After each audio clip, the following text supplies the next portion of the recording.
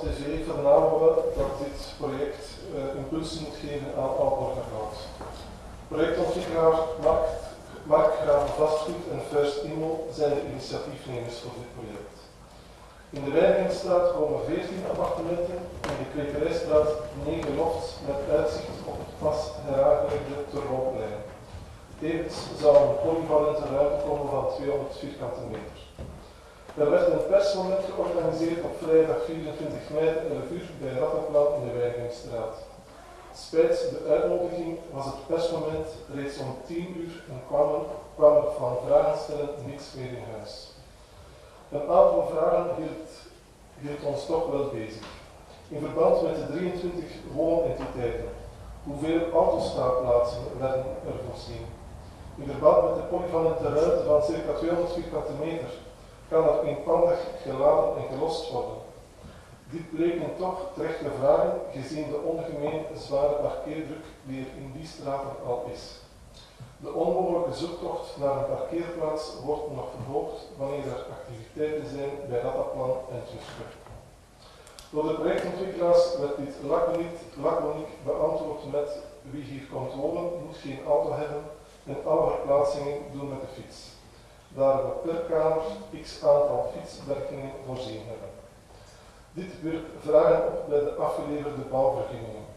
En inderdaad, projectontwikkelaars moeten geen autostaanplaatsen voorzien wanneer ze enkel de binnenruimte verbouwen en de voorgevels ongerept laten.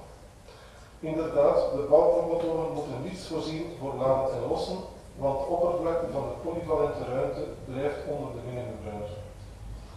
Men moet echter niet al te veel fantasie hebben om te begrijpen welke taferelen er zich gaan afspelen wanneer deze woningen door voornamelijk jonge gezinnen zullen betrokken worden.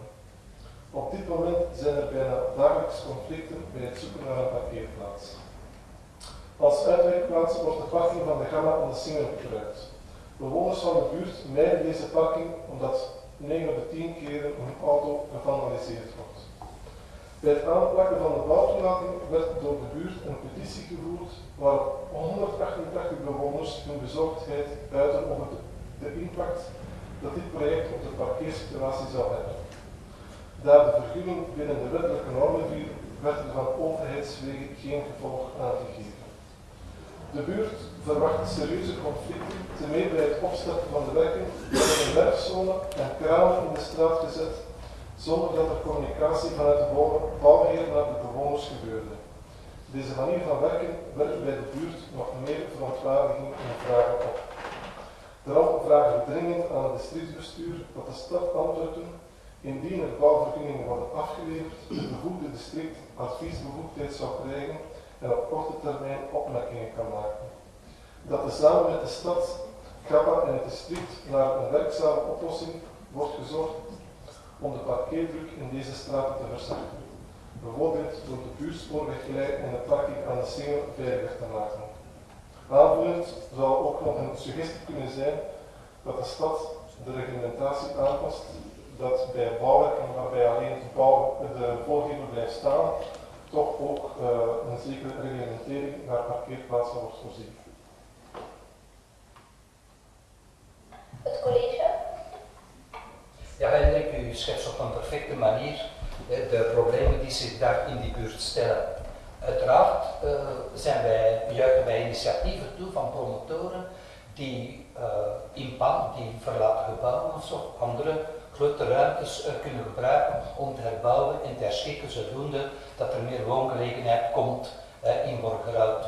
Maar deze promotoren zijn er gewoon aan voorbij gegaan dat er in die buurt een enorme parkeerdruk is. Door het handig gebruiken van de wetgeving die er jammer genoeg is over het vergunningsbeleid, kunnen zij ontsnappen aan deze verplichting en gaat spijts die 188 mensen die een bezwaar hebben ingediend aan de bouwvergunning, wetende dat er zo'n grote parkeerdruk was, gaan er daar nog 24 of 23 plaatsen die voorbij komen, dat we ons kunnen afvragen waar in feite moeten al die auto's gaan gestapeerd worden. En u haalt heel terecht aan, wanneer Rattenplan een activiteit doet, of in het Tusken is er een activiteit, dan is het hopeloos zoeken om toch maar 1 parkeerplaats te kunnen vinden.